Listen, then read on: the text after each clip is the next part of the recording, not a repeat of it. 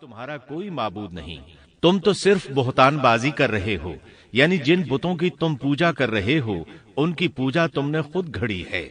اللہ تعالیٰ نے تو اس کے متعلق کوئی دلیل نازل نہیں فرمائی۔ میری قوم کے لوگوں، میں تم سے اس دعوت و تبلیغ کی کوئی اجرت نہیں مانگتا، میرا اجر اس کے ذمے ہے جس نے مجھے پیدا کیا ہے، تو کیا تم پھر بھی عقل سے کام نہیں لیتے؟ اے میری قوم کے لوگوں، اپنے رب سے گزشتہ گناہوں کی معافی طلب کرو، آئندہ گناہوں سے توبہ کرو، تاکہ وہ برسنے والے بادل تم پر بھیج دے اور تمہیں طاقت میں اور بڑھا دے، تاکہ تم گناہگار ہونے کے باوجود روگردانی نہ کرو۔ ہود علیہ السلام مسلسل انہیں دعوت دیتے رہے، لیکن وہ ظالم قوم نوح کی طرح ان کا مذاق اڑانے لگی اور کہنے لگی، ہمارے خیال میں تو بے وقوف ہے، اور شاید تو ہمارے کسی معبود کے بڑے جھپٹے میں آ گیا ہے، تو ہمارے بتوں کو برا کہتا ہے، اس لیے ان میں سے کسی کی مار تم پر پڑی ہے، اسی لیے تو ذہنی مریض بن گیا ہے۔ وہ ظالم لوگ چونکہ آخرت پر ایمان نہیں رکھتے تھے اور دنیا میں خوشحالی کی زندگی بسر کر رہے تھے اور تھے بھی اپنی قوم کے سردار، اس لیے اپنے ماتحتوں سے کہنے لگے، یہ تو تم جیسا ہی انسان ہے، وہی کچھ کھاتا ہے جو تم کھاتے ہو اور پیتا بھی وہی کچھ ہے جو تم پیتے ہو۔ اب اگر تم نے اپنے جیسے انسان کی اطاعت قبول کر لی تو سخت خسارے میں رہو گے۔ کیا یہ تمہیں اس بات سے دھمکاتا ہے کہ جب تم مر کر خاک اور ہڈیاں بن جاؤ گے تو پھر زندہ کیے جاؤ گے؟ ہرگز نہیں، یہ بات امکان سے باہر ہے جس کا وعدہ تم سے کیا جاتا ہے۔ یہ زندگی تو صرف دنیا کی ہے، ہم مرتے جیتے رہتے ہیں، ہم پھر نہیں اٹھائے جائیں گے۔ یہ تو وہ شخص ہے جس نے اللہ پر جھوٹ باندھا ہے، ہم اس پر یقین کرنے والے نہیں۔ ہود علیہ السلام انہیں دعوت دیتے رہے، یہاں تک کہ ان کی قوم نے واضح طور پر کہہ دیا کہ آپ ہمیں واز سنائیں یا نہ سنائیں، ہم تو اپنی روش نہیں چھوڑیں گے، یہ تو پرانے لوگوں کا دین ہے۔ اس طرح قوم انہیں مسلسل جھٹلاتی ہی رہی۔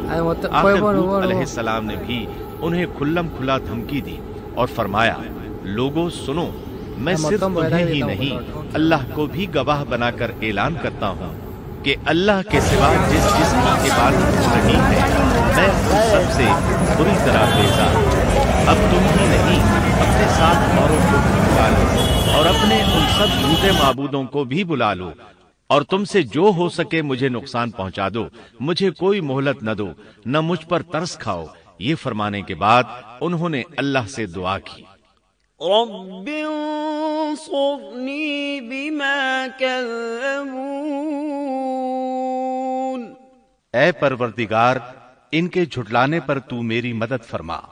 اللہ کی طرف سے آپ کو جواب ملا، یہ تو بہت ہی جلد اپنے کیے پر پچھتانے لگیں گے۔ اللہ کے نبی کا انکار کرنے، اس سے بغض رکھنے اور اس کا مذاق اڑانے والوں کا انجام کیا ہوا؟ اللہ نے انہیں ایسے زناٹے کی آندھی سے تہس نہس کیا کہ جس کی تاریخ میں مثال نہیں ملتی۔ اللہ نے ان سے بارش روک لی، اس سے خشک سالی کی کیفیت پیدا ہو گئی، درخت اور پھل ختم ہو گئے، وہ لوگ بارش کی خواہش کرنے لگے۔ اسی حالت میں ایک دن اللہ نے انہیں عذاب دینے کا ارادہ فرمایا۔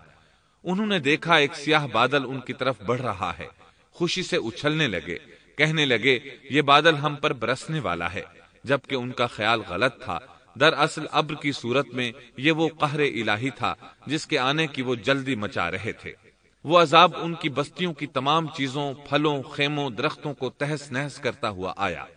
اسے اللہ کا یہی حکم تھا۔ آندھی اس قدر زبردست تھی کہ پہاڑوں پر ان کے تعمیر کردہ محلوں تک کو اڑا لے گئی۔ مجرموں کا یہی بدلہ ہے۔ اللہ تعالی سورۃ الزاریات آیت 41 اور 42 میں فرماتے ہیں، وَفِي عَادٍ إِذْ أَرْسَلْنَا عَلَيْهِمُ الرِّيحَ الْعَقِيمَ مَا تَذَرُ مِن شَيْءٍ أَتَتْ عَلَيْهِ إِلَّا جَعَلَتْهُ كَالرَّمِيمِ۔ اسی طرح عادیوں میں بھی ہماری طرف سے تنبیہ ہے، جبکہ ہم نے ان پر خیر و برکت سے خالی آندھی بھیجی، وہ جس جس چیز پر گرتی تھی اسے بوسیدہ ہڈی کی طرح چورا چورا کر دیتی تھی۔ اس آندھی نے ہر چیز کو فنا کر کے رکھ دیا۔ اللہ تعالیٰ ان کی تباہی ایک جگہ ان الفاظ میں بیان کرتے ہیں، قوم عاد نے بھی جھٹلایا، پس کیسا ہوا میرا عذاب اور میری ڈرانے والی باتیں؟ ہم نے ان پر تیز و تند مسلسل چلنے والی ہوا ایک لگاتار منحوس دن میں بھیج دی، جو لوگوں کو اٹھا اٹھا کر دے پٹکتی تھی، گویا کہ وہ جڑ سے کٹے ہوئے کھجور کے تنے ہیں۔ پس کیسی رہی میری سزا اور میرا ڈرانا؟ یقیناً ہم نے قرآن کو نصیحت کے لیے آسان کر دیا ہے، پس کیا ہے کوئی نصیحت پکڑنے والا؟